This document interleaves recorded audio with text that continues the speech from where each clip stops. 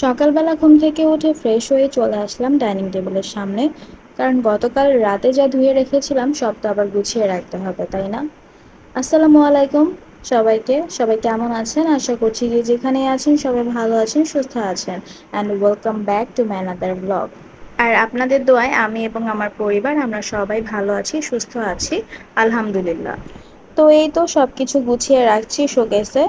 আর আসলে হয় কি, পানি সহ রাখলে জিনিসগুলো আসলে ময়লা জমে থাকে, আবার এটা উচিত না। তো এর জন্য পানিটা ঝরিয়ে তারপর সবকিছু গুছিয়ে রাখাটাই কিন্তু ভালো। এই কারণে গতকাল রাতে আমি সব ধুয়ে রেখে দিয়েছিলাম, তো পানিটা যখন একেবারে শুকিয়ে গেছে, তো এখন আমি সবগুলো জিনিস আগের মতো করে সুন্দর করে সাজিয়ে রেখে দিচ্ছি। আর কাঁচের জিনিস যেহেতু অনেক সাবধানতার সাথেই সবকিছু গুছিয়ে রাখছিলাম। আর এগুলো আমার অনেক শখের জিনিস, তাই আসলে আসলে প্রত্যেকটা মেয়েরই তার সংসারে সবকিছু অনেক শখের হয়, তাই না? তারপর চলে আসলাম কিচেনে, ভাতটা বসিয়ে দিয়ে এখানে নিজের জন্য ব্রেকফাস্ট রেডি করে নিয়েছিলাম। প্লেটটা সাজিয়ে নিয়েছি, এখানে ড্রাগন ফ্রুট নিয়েছি, এক পিস পুডিং নিয়েছি, সাথে ছিল সেমাই, আর তার সাথে ছিল কফি। যখন খাবেন নিজের প্লেটটা যদি এভাবে সুন্দর করে ডেকোরেশন করে খান, দেখবেন অন্যরকম একটা আত্মতৃপ্তি পাওয়া যায়। আর খাবারটা খেতেও কিন্তু অন্যরকম ভালো লাগা কাজ করে। তো আমার ব্রেকফাস্ট প্লেট রেডি হয়ে গেছে, এখন আমি ড্রয়িং রুমে নিয়ে যাচ্ছি, কারণ আমি টিভি দেখবো আর প্রতিদিনের মতো আমার ব্রেকফাস্টটা এনজয় করব। যেটা বলছিলাম যে নিজে যখন খাবেন এভাবে সুন্দর করে নিজেকে নিজে সার্ভ করবেন, বলার কারণ আছে।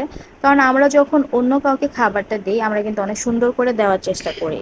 আর নিজে যখন খাই তখন কিন্তু ওই জিনিসটা আমাদের মাথায় থাকে না, বা আমাদের মাথায় থাকলেও আমরা সেটা করি না। কিন্তু এটা একদমই উচিত না। আপনি যখন খাবেন তখন আপনার প্লেটটাও সুন্দরভাবে করে সার্ভ করবেন, নিজেকে নিজে ট্রিট দেওয়ার চেষ্টা করবেন, দেখবেন যে অনেক ভালো লাগা কাজ করবে। আর মনটাও অনেক খুশি হয়ে যাবে। কাপড়গুলো ধুয়ে নিয়েছি, আজকে সেরকম কোনো কাজ ছিল না। মূলত রান্নার কাজটা ছিল না, গতকালকে যা রান্না করেছিলাম ওইগুলাই ছিল। তারপর গোসল করে এখানে খাওয়ার আগে সব তরকারিগুলো গরম করে টেবিলে নিয়ে এসেছি। আলহামদুলিল্লাহ সবকিছুর জন্য আলহামদুলিল্লাহ। আমি সবসময় বলি এর জন্যই যে আল্লাহ তাআলা আমাকে যা দিয়েছে আমি তাতেই সন্তুষ্ট। এবং আমি চাই যেন আল্লাহ তাআলা আমাকে এবং আমার পরিবারের সবাইকে সুস্থ রাখে, একটা দোয়াই আমি সব সময় করি। কারণ সুস্থতা আল্লাহ তাআলার অনেক বড় একটা নিয়ামত।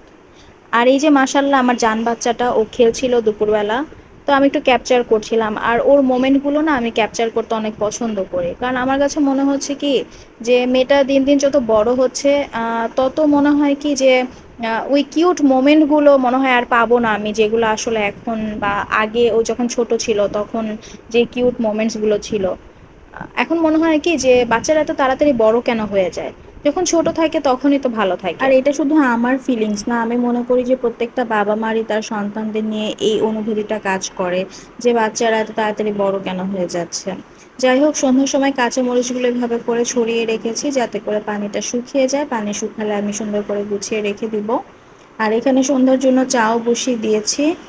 আজকে সন্ধ্যায় কোনো নাস্তা বানানোর ঝামেলাতে যাইনি, যেহেতু সেমাই আর পুডিং ছিল বাসায়, এবং বিস্কিটস কেক সবই ছিল, তো ভাবলাম যে নাস্তা বানানোর ঝামেলাতে না যাই, এগুলো দিয়েই আজকে নাস্তাটা সেরে ফেলি। তো জানাতের বাবাকে সেমাই আর পুডিংটা দিয়েছি, আর আমি এখানে কেক আর বিস্কিট নিচ্ছি আমার জন্য, কারণ আমি সকালে সেমাই আর পুডিংটা খেয়েছি। এই কারণে ভাবলাম এখনও যদি খাই তাহলে ব্যাপারটা রিচ হয়ে যায়, তাই শুধু কেক আর বিস্কিট নিয়েছি। আর এখানে আমাদের দুইজনের জন্য চা বানিয়ে নিয়েছি। জান্নাতের বাবা আর আমি নাস্তাটা সেরে নিলাম সন্ধ্যার, এবং নাস্তাটা শেষ হওয়ার পরেই চলে গেলাম জান্নাতকে পড়ানোর জন্য। তো জান্নাতকে পড়ানো শেষ হওয়ার পরে আবার চলে আসলাম কাজে। তো এখানে কাঁচামরিচগুলো যে পানি শুকাতে দিয়েছিলাম, পানি শুকানোর পরে যে কাঁচামরিচের বোটাগুলো আলাদা করে নিয়ে কাঁচামরিচটা সুন্দর করে একদম বক্সে করে রেখে দিব। আর এখানে জান্নাতের বাবাকে বলেছিলাম যে বাসায় কিছু মশলা এবং টিস্যু এগুলো লাগতো, তো ও ওগুলো নিয়ে এসেছে। এখানে মরিচের গুঁড়া, হলুদের গুঁড়া, তারপর হচ্ছে জিরার গুঁড়া, ধনিয়া গুঁড়া, গরম মশলা গুঁড়া, সরিষার তেল, টয়লেট টিস্যু ছিল, এমনি নর্মাল টিস্যু ছিল, তারপর শুটকি ছিল, আর হচ্ছে গিয়ে মসুরের ডাল, রসুন এগুলো ছিল।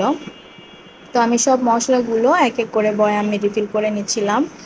আর এগুলো, আর যেগুলো আমার এক্সট্রা ছিল সেগুলো আমি আবার এইভাবে বক্সে করে রেখে দিব, যখন আমার লাগবে বা বয়ামেরগুলো যখন আমার শেষ হয়ে যাবে তখন জাস্ট আমি আবার রিফিল করে নিব।